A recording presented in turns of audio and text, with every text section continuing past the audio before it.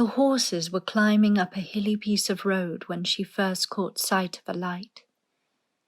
Mrs. Medlock saw it as soon as she did and drew a long sigh of relief. "I am glad to see that bit of light twinkling," she exclaimed. "It's the light in the lodge window. We shall get a good cup of tea after a bit, at all events."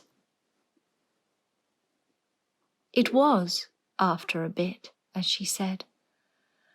For when the carriage passed through the park gates, there was still 2 miles of avenue to drive through, and the trees, which nearly met overhead, made it seem as if they were driving through a long, dark vault.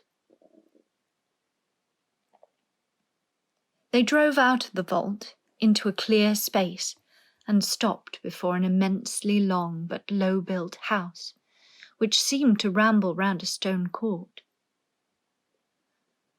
At first, Mary thought that there were no lights at all in the windows.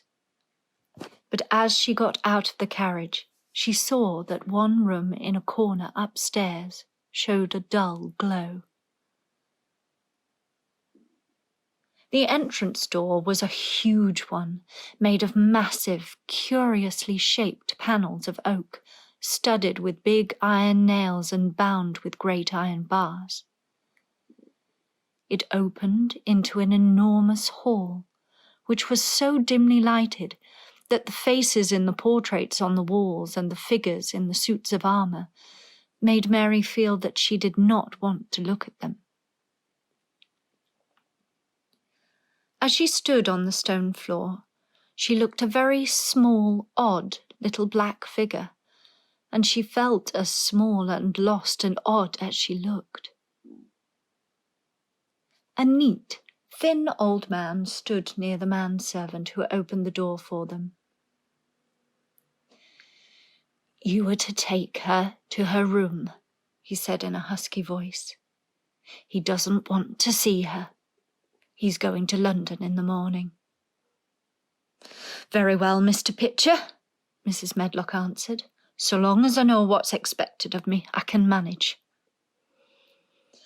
"What's expected of you, Mrs. Medlock," Mr. Pitcher said, "is that you make sure that he is not disturbed and that he doesn't see what he doesn't want to see." Mary Lennox was then led up a broad staircase and down a long corridor, and up a short flight of steps, and through another corridor and another, until a door opened in a wall, and she found herself in a room with a fire in it and supper on the table.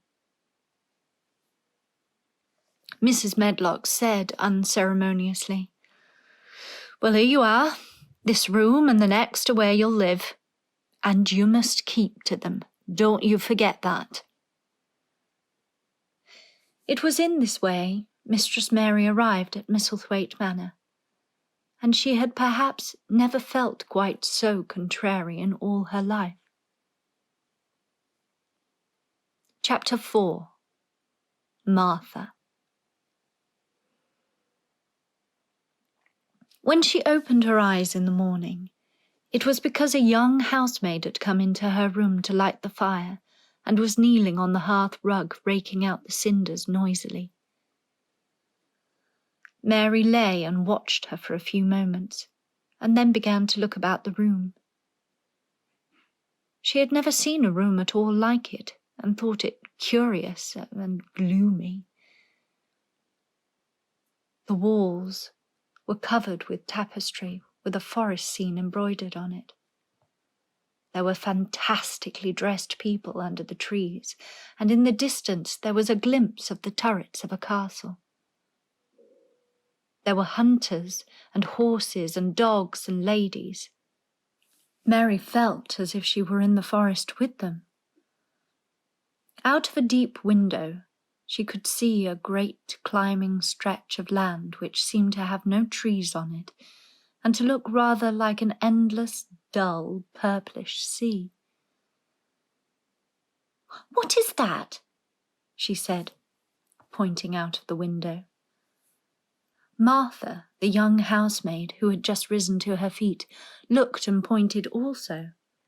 "That there," she said. "Yes." "That's the moor. Does thee like it?"